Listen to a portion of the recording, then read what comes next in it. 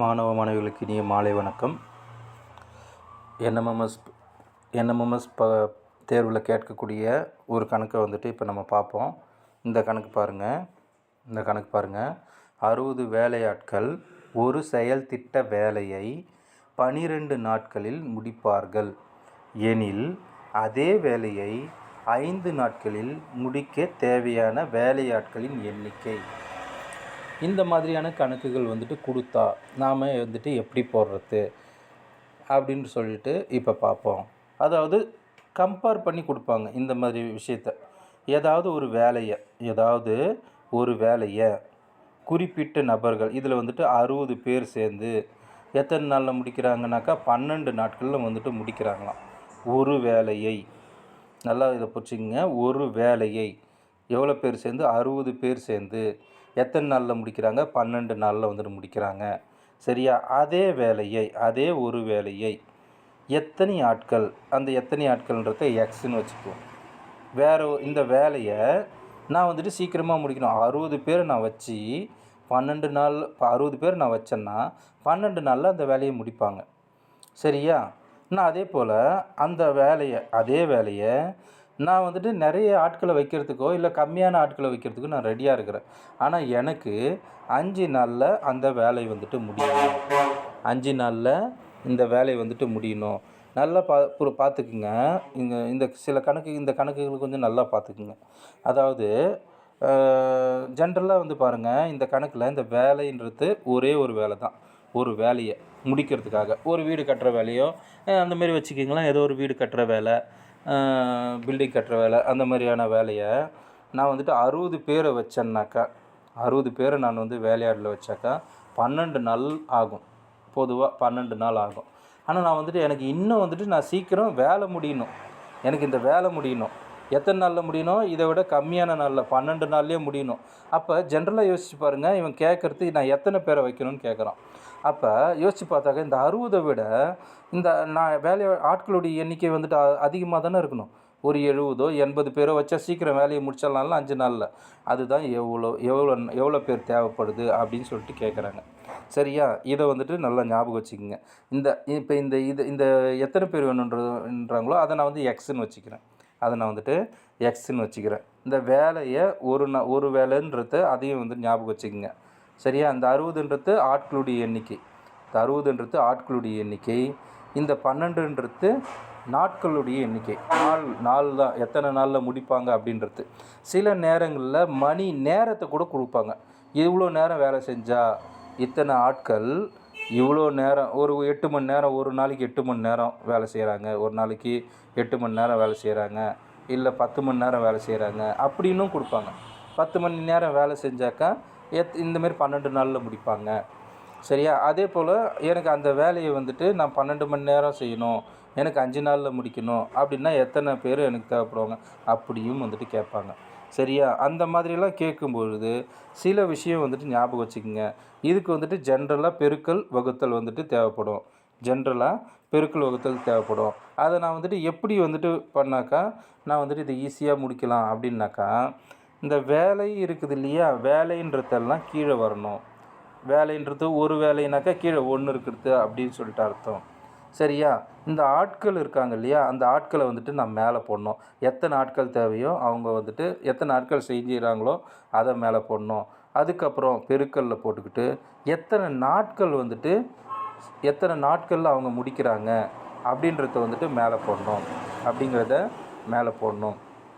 அதுக்கப்புறம் எதனா ஒரு வேலை மணி நேரங்களில் கொடுத்துருந்தா அந்த நேரத்தையும் நம்ம மேலே போட்டு வகுத்தோம்னாக்கா நமக்கான ஆன்சர் வந்துட்டு கிடச்சிரும்.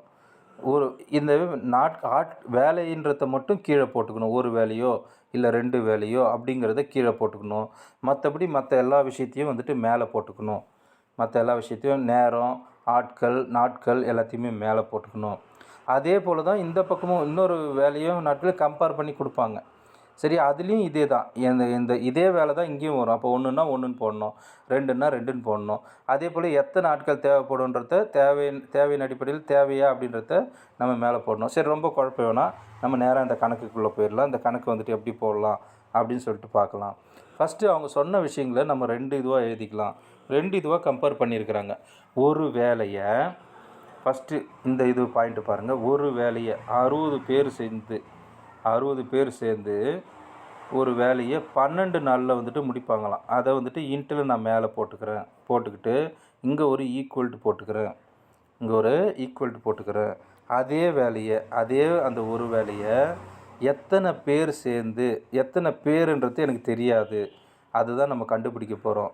அப்புறம் எத்தனை பேர் சேர்ந்து எனக்கு வந்துட்டு 5 நாளில் அந்த வேலை முடியணும், எனக்கு வந்துட்டு 5 நாளில் வேலை முடியணும் அப்படின்றத நான் இப்படி எழுதிக்கிறேன். சரியா? இங்கே ஈக்குவல்ட்டு இருக்குது, நல்லா ஞாபகம் வச்சுக்க. இந்த ஈக்குவல்ட்டு இருக்குது. சரியா? ஃபஸ்ட்டு ஸ்டெப்பில் இதை போட்டிருக்கேன். சரியா? நான் முதல்ல சொன்னது கூட புரியல அப்படின்னாக்கா ஃபஸ்ட்டு ஸ்டெப்பு வந்துட்டு இதை போட்டுடுங்க. சரியா? இப்போ அடுத்ததாக என்ன பண்ணலான்னா இந்த எக்ஸோட வேல்யூ நமக்கு தெரியணும். இந்த எக்ஸை வந்துட்டு கண்டுபிடிக்கணும். அப்படி இருக்கும்பொழுது என்ன பண்ணணுன்னாக்கா இந்த எக்ஸை வந்துட்டு இந்த இடத்துலையே வச்சுக்கிட்டு மீதி இருக்கிற வேல்யூ வந்துட்டு ஒரு பக்கமாக இந்த பக்கம் கொண்டு வரணும். இந்த பக்கமாகவோ இல்லை இந்த வேல்யூ இந்த பக்கமாகவோ கொண்டு வரணும். நான் வந்துட்டு எக்ஸ் இருக்கிற பக்கத்தை இப்படி மேலேயே வச்சுட்டு இந்த விஷயத்தை இந்த 5 வந்துட்டு இந்த பக்கம் கொண்டு வர்றேன். அப்படி கொண்டு வரும்பொழுது இது எல்லாமே மேல் பக்கமாக இருக்குதா, பெருக்கல்ல இருக்குதா, அதை நான் வந்துட்டு இந்த பக்கம் எதை கொண்டு வரணும், அது இந்த பக்கம் வரும்பொழுது வகுத்தலுக்கு போகும். அப்போ வந்துட்டு இந்த இடம் வந்துட்டு வேறு மாதிரி மாறும். என்னவாக மாறும்? இந்த எக்ஸுன்றதை இப்படி போட்டுக்கிறேன். நான் இங்கே முன்னாடி கொண்டு வந்துடுறேன். எக்ஸுன்றதை முன்னாடி கொண்டு வந்துட்டு ஈக்குவல் போட்டு இந்த 5 வந்துட்டு இந்த இடத்துக்கு போகுது அப்படின்னு பொழுது அப்போ மேலே இருக்கிற நம்பர்லாம் அப்படியே மேலேயே இருக்கட்டும். 60 இன்ட்டு 12. இந்த 5 என்ன இருக்குது, பெருக்கல்ல இருக்குதா, இந்த பக்கம் இருக்கிறது இங்கே வரும்போது வகுத்தலாக மாறும்னு சொன்னோம் இல்லையா? அப்போ இந்த 5 வந்துட்டு இங்கே கீழே போட்டுக்கலாம். அவ்வளோதான். இப்போ இதை வந்துட்டு சுருக்கணும்னாக்கா நமக்கு தேவையான ஆன்சர் வந்துட்டு கிடச்சிரும். இதை சுருக்கலாமா? இது எப்படி சுருக்கலாம்? நம்ம வந்துட்டு கீழே இருந்து இந்த மாதிரி அடிக்கிற முறையில் நம்ம வந்துட்டு சுருக்கலாமா? நம்ம வந்துட்டு டானா வகுத்தல் இப்படி போட்டு வகுத்துட்டு இருந்தோம்னா டைம் ஆகும். அப்போ இதை வந்துட்டு நம்மளுடைய கணக்குகளெல்லாம் ஷார்ட்டாக சுருக்கணும். சரியா? அப்படி சுருக்கும் பொழுது இங்கே பாருங்கள், 5ஆம் வாய்ப்பாடில் இதை சுருக்கலாம். இதையும் வந்துட்டு நான் இப்போ இந்த 60ஐயும் 5ஐயும் சுருக்க போகிறேன். சரியா? 4 5 5 12 5 60ன்னு வரும். நல்லா பாருங்கள். 5 50, 11 55, 12 5 60. சரியா? சுருக்கியாச்சு. அப்போ இங்கே கீழே என்ன இருக்குது? 1 தான் இருக்குது. இதை வந்து நம்ம கன்சிடர் பண்ண வேணாம். இப்போ என்ன ஆச்சு? மேலே 12, இங்கே ஒரு 12, இங்கே ஒரு 12, இது ரெண்டுத்தையும் பெருக்கி போட்டாக்கா நமக்கு ஆன்சரு. பெருக்குனா என்ன வரும்? 144ன்னு வரும். நீங்கள் நல்லா இன்னொரு வாட்டி பெருக்கி பாருங்கள். சரியா? இதை பெருக்குனா 144ன்னு வரும். 12ஆம் வாய்ப்பாடு தெரிஞ்சாக்கா அப்படியே வந்துட்டு போட்டுக்கலாம். அப்படி இல்லைனாக்கா நீங்கள் வந்துட்டு இன்னொரு வாட்டி அந்த பெருக்கல் கணக்கை போட்டு பெருக்கி என்ன ஆன்சர் வருதுன்னு பாருங்கள். 144 வரும். இந்த ஆன்சர் இருக்கான்னு பார்க்கலாமா? இதோ பாருங்கள், 144 விடை வந்துட்டு அவங்க மார்க் பண்ணியிருக்கிறாங்க. இப்போ நம்ம கண்டுபிடிச்ச ஆன்சர் வந்துட்டு கரெக்டு. சரியா? இந்த மாதிரி கணக்குகள் வரும்பொழுது இந்த மாதிரி கொடுத்த டீட்டெயில்ஸை வந்துட்டு எழுதிக்கிட்டு அதுக்கப்புறமா வந்துட்டு எந்த நம்பர் கண்டுபிடிக்கணுமோ, இந்த நம்பர் கண்டுபிடிக்கணும், இந்த நம்பரை அந்த பக்கம் வச்சுக்கிட்டு அது சைடில் இருக்கிற மற்ற நம்பர்களை இந்த பக்கம் கொண்டு வரணும். இந்த பக்கம் கொண்டு வரும்பொழுது இங்கே 2 நம்பர் பெருக்கல்ல இருக்குது அப்படின்னாக்கா இந்த பக்கம் கொண்டு வரும்பொழுது அந்த நம்பர் வந்துட்டு இந்த மேலே இந்த நம்பருங்களுக்கு கீழே வகுத்தலில் வரும். அதை வந்துட்டு ஞாபகம் வச்சுங்க. இந்த கணக்கு ரொம்ப ஈஸி தான். சரியா? இப்போ பார்க்கறதுக்கு கஷ்டமாக இருக்கும். நிறைய வந்துட்டு டைப்ஸ் நிறைய பார்க்கும்பொழுது நமக்கு ஈஸியாக இருக்கும்.